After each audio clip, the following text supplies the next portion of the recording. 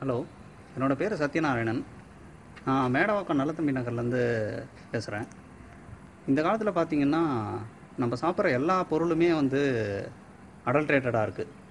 So நம்ம எதை சாப்பிட்டாலுமே அதில் ஒரு பார்ட் ஆஃப் த கெமிக்கல் சாப்பிட்றோம் அப்படின்னு தெரிஞ்சே இப்போ சாப்பிட்டுக்கிட்டு இருக்கோம். இதனால் நிறைய நமக்கு நோய்கள் வருது.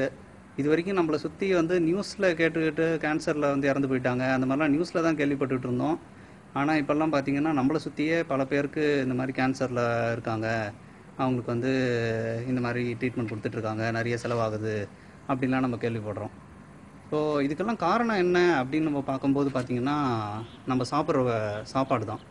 நம்ம சாப்பிட்ற சாப்பாட்டில் இருக்கிற அந்த கெமிக்கல்லாம் என்ன பண்ணுறதுன்னு நம்ம உடம்புக்கு தெரியல, அதனால கேன்சராக மாறிடுது. ஸோ இதை பற்றி நான் என் ஒய்ஃப்கிட்ட சும்மா பேசிகிட்டு இருக்கும்போது உழுதுண்டு வாழ்வாரே வாழ்வார், மற்றவரெல்லாம் கேன்சர் சாவார்னு சும்மா சொல்லிகிட்டு இருந்தேன். ஸோ இதில் திடீர்னு இதை பற்றி யோசிக்க ஆரம்பித்தேன். அதனால் இன்டர்நெட்டில் போட்டு பார்த்தேன், இந்த மாதிரிலாம் எப்படி இருக்குது, இதுக்கு எதுவும் வழியே இல்லையான்ட்டுன்னு. அப்போ தான் இந்த ஆர்கானிக் ஃபார்மிங், ஆர்கானிக் ஃபுட்டு சாப்பிட்றத பற்றி நான் கேள்விப்பட்டேன். ஸோ என்ன பண்ணேன், கூகுளில் சும்மா சர்ச் பண்ணி பார்த்துட்டு இருக்கும்போது இந்த மாடி தோட்டம், டெரஸ் கார்டனிங், அதை பற்றிலாம் நிறைய சைட்ஸ் எல்லாம் இருந்தது. அதெல்லாம் பார்க்கும்போது பூவாளி அப்படின்னு ஒரு நிகழ்ச்சியை பற்றி யூடியூப்பில் நிறைய வீடியோஸ் இருந்தது. அதை பார்த்து கொஞ்சம் கற்றுக்கிட்டு, சரி நம்ம இந்த மாதிரி ட்ரை பண்ணக்கூடாதா, நம்மளும் இந்த மாதிரி வீட்டில் செஞ்சு பார்ப்போம் அப்படின்னு இப்போது ஒரு சில கிட்டெல்லாம் வாங்கிட்டு வீட்டில் வச்சுருக்கேன்.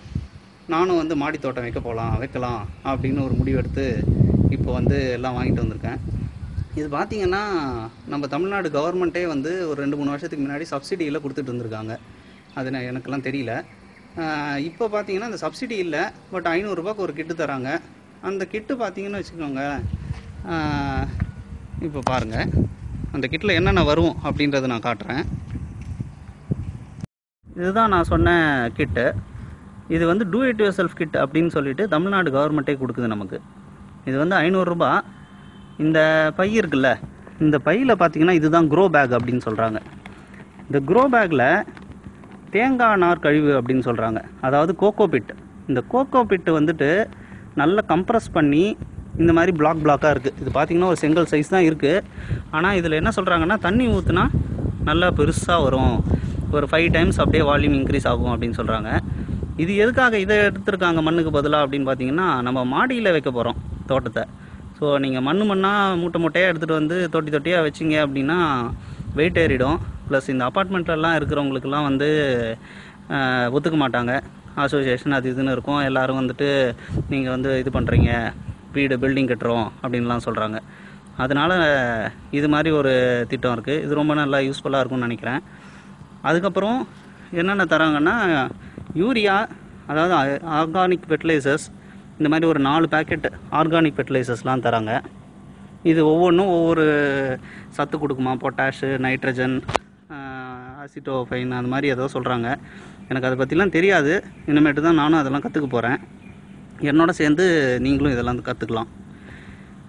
ஸோ அடுத்து இந்த மாதிரி விதைகள் இல்லாமல் அவங்களே தராங்க. ஒரு 7 விதமான விதைகள், கீரை, அப்புறம் வெண்டைக்காய், கத்திரிக்காய், முள்ளங்கி, அந்த மாதிரி கீரைகள் இல்லாமல் தராங்க. அதுக்கப்புறம் வளர்ந்த அப்புறமா பூச்சி வராமல் இருக்கிறதுக்கு ஆர்கானிக் இது பூச்சிக்கொல்லியாமா. ஸோ இந்த மாதிரி ஒன்று தராங்க. ஸோ இதெல்லாம் வச்சு இன்றைக்கி நான் ஆரம்பிக்கலான்னு இருக்கேன். என்னோட சேர்ந்து நீங்களும் கற்றுக்கோங்க. நமக்கு கிட்டில் 6 க்ரோ பேக்கு வித் அந்த கோகோ பிட்டோடு தராங்க. நான் 2 கிட்டு வாங்கியிருக்கேன். ஸோ 12 பேக்கு எல்லாத்தையும் வரிசைப்படுத்தி அந்த பேம்ப்ளெட் மாதிரி ஒன்று தராங்க. அதில் எப்படி போட்டிருந்ததோ அதை மாதிரி வச்சுருக்கேன். எல்லாத்தையும் கொஞ்சம் இடைவெளியோடு வச்சு நடுவில் நடந்து போகிற மாதிரி நல்ல காத்தோட்டமாக இருக்கிற மாதிரி வச்சுருக்கேன். இதில் பார்த்திங்கன்னா இப்போ நம்ம இதுதான் கோகோ பிட். இதில் நம்ம தண்ணி ஊற்ற போகிறோம்.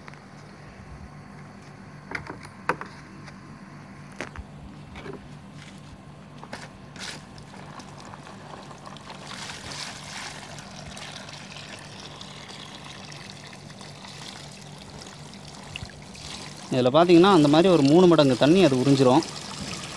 ஸோ கிட்டத்தட்ட ஒரு பக்கெட் தண்ணி ஊற்றிருக்கேன். இதில் பார்த்திங்கன்னா அது கடகடன்னு உரியறதை நீங்களே பார்க்கலாம். நல்லா கொஞ்சம் கையாலேயே உடச்சி விடலாம். ஃபஸ்ட்டு கொஞ்சம் ஹார்டாக இருக்கும், அதுக்கப்புறம் நீங்கள் அதை உடச்சி விட அதுவே உறிஞ்சிக்கும்.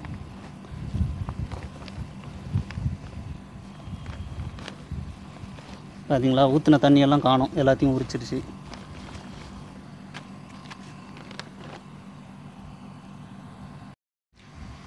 இதில் நம்ம அடுத்து வந்து மண் போடணும். மண்ணும் கொஞ்சம் எருவும் போட்டிங்கன்னா தான் செடி நல்லா பிடிப்பாக இருக்கும், ப்ளஸ் அதுக்கான தேவையான ஊட்டச்சத்துங்களாகவும் இருக்கும். ஸோ அந்த மண், எரு, அதுக்கப்புறம் நம்ம வாங்கிட்டு வந்த மேன்யூஸ், இதெல்லாம் வந்து எப்படி கலக்க போகிறோம் அப்படின்றத நெக்ஸ்ட்டு பார்ப்போம். இந்த தேங்காய் நாரில் தண்ணி ஊற்றிருக்கோம்ல, இது வந்து ஓவர் நைட் அப்படியே ஊறிக்கிட்டு இருந்தால் நல்லது. ஸோ அப்போ தான் நல்லா பொலன்னு இருக்கும். அதனால் இதில் உடனே வந்து நீங்கள் மண் கலந்து வச்சுக்கலாம். இல்லை நாளைக்கு நைட்டு அப்படியே விட்டுட்டு நாளைக்கு காலையில் கூட எடுத்து மண் கலந்து அதுக்கப்புறமா செடி வளர்க்குறதுக்கு போகலாம். இது வந்து ஒரு 10 நாளைக்கு அப்படியே அந்த மண் போட்டுட்டு செடியெல்லாம் வைக்காமல் நீங்கள் 10 நாளைக்கு அப்படியே விட்டிங்கன்னா இன்னும் டீகம்போஸ் ஆகும். டீகம்போஸ் ஆகிட்ட அப்புறமா நீங்கள் செடி வச்சிங்கன்னா இன்னும் நல்லா வளரும். நான் கொஞ்சம் மண்ணும் சாண எருவும் வாங்கி வச்சுருக்கேன். இதில் வந்து அந்த மேன்யூரெல்லாம் கலந்து அதை வந்து நம்ம அந்த தேங்காய் நார் கோகோ பிட்டோட போட போகிறோம். இந்த கோகோ பிட் எந்த அமௌண்ட்டோ அதில் 1/3 ஆஃப் தி சைஸுக்கு வால்யூமுக்கு நான் வந்து மண், கவுடங்கெரு இது ரெண்டுத்தையும் வந்து இந்த பக்கெட்டில் போட்டு வச்சுருக்கேன். இதில் வந்து இந்த பயோ மேன்யூர் இந்த 4 பேக்கெட் கொடுத்துருக்காங்க அந்த கிட்டோட, அது எல்லாத்தையும் சேர்க்க போகிறேன். அதை எல்லாத்துலேயும் ஒரு 2 ஸ்பூன் எடுத்து இந்த மக்கில் போட்டு மிக்ஸ் பண்ணி வச்சுருக்கேன். இதுலேருந்து ஒரு 2 ஸ்பூன் மட்டும் நம்மளோட ஒரு பைக்கான அளவுக்கு போட்டுக்கலாம். ஒரு க்ரோ பேக்குக்கான மண்ணுக்கு 2 ஸ்பூன் போட்டிருக்கேன் நான். அதை எடுத்துகிட்டு போய் நம்ம இதில் போட்டுடலாம். இந்த கோகோ பீட் இருக்கிற பையில் அந்த மண், எரு எல்லாத்தையும் போட்டு நல்லா மிக்ஸ் பண்ணி இப்போ வந்து ஒரு க்ரோ பேக் ரெடி ஆகிடுச்சு. இப்போ இந்த க்ரோ பேக்கை வந்து நம்ம ஒரு 6லேருந்து 7 நாள் வரைக்கும் ஒரு வாரத்துக்கு அப்படியே விட்டுறணும். விட்டுட்டா இந்த க்ரோ பேக் வந்து ஆக்சுவலாக ப்ராசஸ் பண்ணப்பட்ட ஒரு கழிவு தான் வச்சுருக்கு. இந்த கோகோ பிட்டுன்றது வந்து ஒரு ப்ராசஸ் பண்ணப்பட்ட ஒரு இது. ஸோ அது டீகம்போஸ் ஆகிறதுக்கான டைம் வந்து நம்ம கொடுக்கணும். கொடுத்துட்டு அதுக்கப்புறமா செடி வச்சோம்னா நல்லா சட்டுன்னு பிக்கப் ஆகிடும். நன்றி. நம்ம வந்து நான் அடுத்த ஒரு 6 நாள் 7 நாள் கழித்து தான் இதில் செடி வைக்க போகிறேன். அப்போ நான் திருப்பி வீடியோவை கண்டினியூ பண்ணுறேன். அதுக்குள்ளே உங்களுக்கும் இதே மாதிரி ஏதாவது பண்ணணும், வச்சு பார்ப்போம் அப்படின்னு ஆசை இருந்ததுன்னா என்னை வந்து நீங்கள் காண்டாக்ட் பண்ணலாம். என்னோடய நம்பர் 9566132205. ஹலோ, வணக்கம். நம்ம போன வீடியோவில் வந்து பார்த்தோம் இந்த மாதிரி க்ரோ பேக்லாம் எப்படி ரெடி பண்ணுறதுன்னு. இப்போது போன வீடியோவில் வந்து கடைசியாக என்ன பண்ணியிருந்தோம்னா, நம்ம எல்லா க்ரோ பேக்லேயும் இந்த கோகோ பிட்டோட மண், எரு எல்லாம் போட்டு ஒரு வாரத்துக்கு அப்படியே. புதுசாக ஆரம்பிக்கிறவங்க எப்பயும் வந்துட்டு கீரை விதையிலேருந்து ஆரம்பிக்கிறது பெட்டர் அப்படின்னு சொல்கிறாங்க. ஸோ நான் வந்து கீரை விதை வாங்கி வச்சுருக்கேன். ஸோ இது வந்து கவர்மெண்ட்டில் கொடுத்தது தான், அந்த கிட்டோட நான் காமிச்சேனே அந்த கீரை விதை தான். இதை நம்ம வந்து ஃபஸ்ட்டு போட ஆரம்பிப்போம்.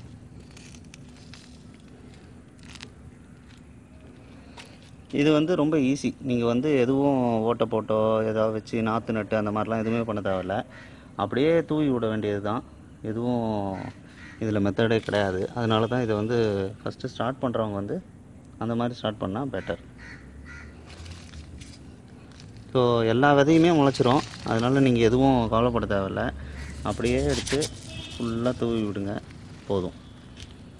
ஸோ தூவி விட்டுட்டு அப்படியே மண்ணை கொஞ்சம் அப்படியே கோதி விடுங்க. விதையெல்லாம் அப்படியே ஓரளவுக்கு மண் கட்டியில் போயிடும்.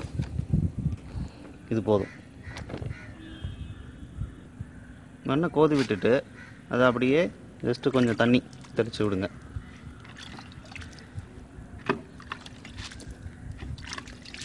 ஓரளவுக்கு மேல் லெவலில் அப்படியே கொஞ்சம் ஈரமானால் போதும்.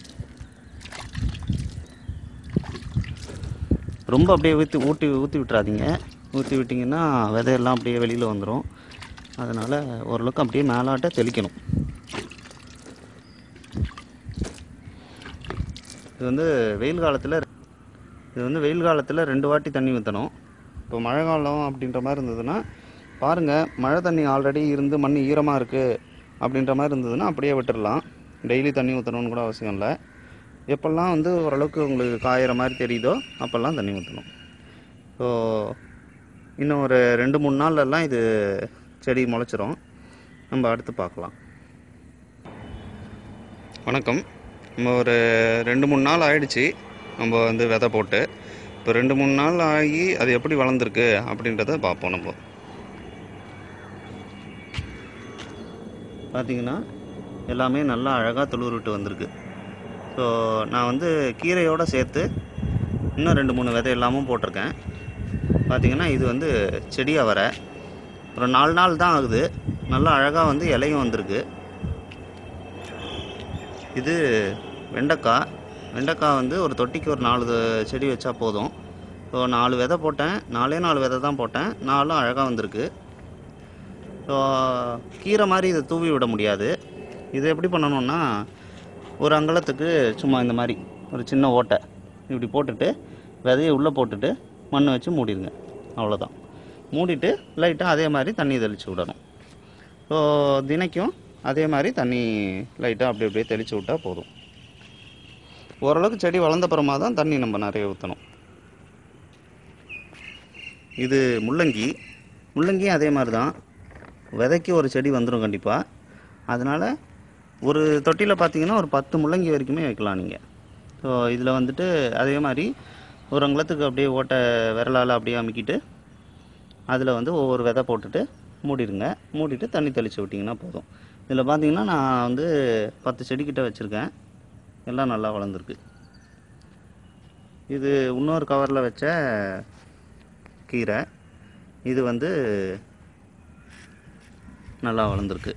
ஸோ இது 15 நாள்லலாம் நம்ம வந்து கட் பண்ணி சமைக்கவே ஆரம்பிச்சிடலாம். அந்தளவுக்கு நல்லா ஸ்பீடாக வளர்ந்துடும் கீரை.